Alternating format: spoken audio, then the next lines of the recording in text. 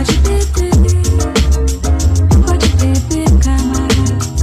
Pode beber. Você vai morar no IML, você vai posar em nós. Tamo de olho com ela, esse ano você quer. Você vai morar no IML, você vai posar em nós. Tamo de olho com ela, esse ano você quer. Fazer tiro na cara da bitch, foda-se essa bitch.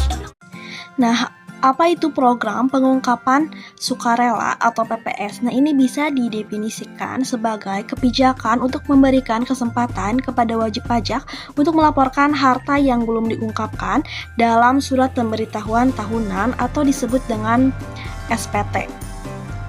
Selanjutnya ada tujuan dari PPS tersebut, yaitu yang pertama memberikan kesempatan kepada WP atau wajib pajak untuk melaporkan harta bersih secara sukarela.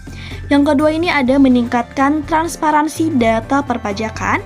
Yang ketiga meningkatkan penerimaan negara melalui pembayaran pajak yang belum terpenuhi. Dan yang keempat ini ada memberikan penghapusan sanksi administrasi bagi wajib pajak yang belum melaporkan secara sukarela.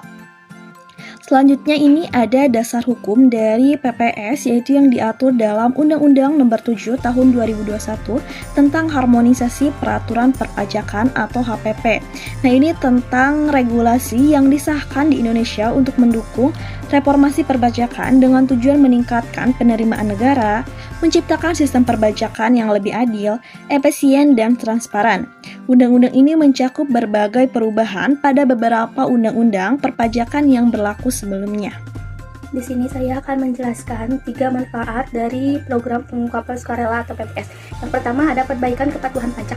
Program ini memberi kesempatan kepada wajib pajak untuk memperbaiki laporan yang sebelumnya kurang lengkap tanpa dikenakan sanksi yang berat. Yang kedua, ada penghapusan risiko sanksi.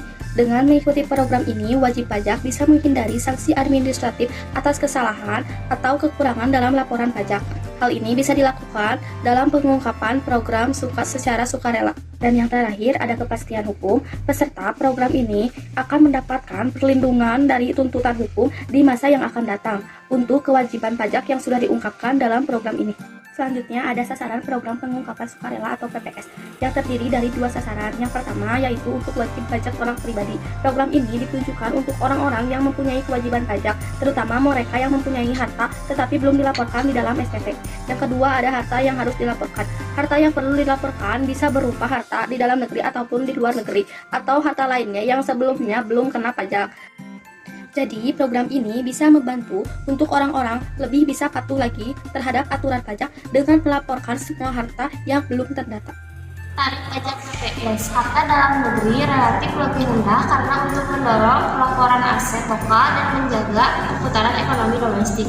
Sedangkan harta luar negeri relatif lebih tinggi jika tidak direpatriasi untuk mendorong wajib pajak membawa hartanya kembali ke Indonesia serta memperkuat ekonomi nasional. Kebijakan pertama yang mengikuti program pengambilan pajak pada tahun 2016 sampai dengan 17. Untuk tarifnya ada 6%, 8%, dan 11%. Untuk kebijakan kedua, wajib pajak orang pribadi yang belum melaporkan hartanya di PSPT pada tahun 2020. Untuk tarifnya ada 12%, 14%, dan 18%.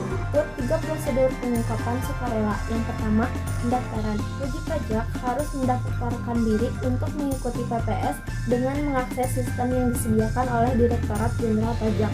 Yang kedua, pelaporan harta. Wajib pajak melaporkan seluruh harta yang belum diungkapkan sebelumnya dalam surat pemberitahuan tahunan.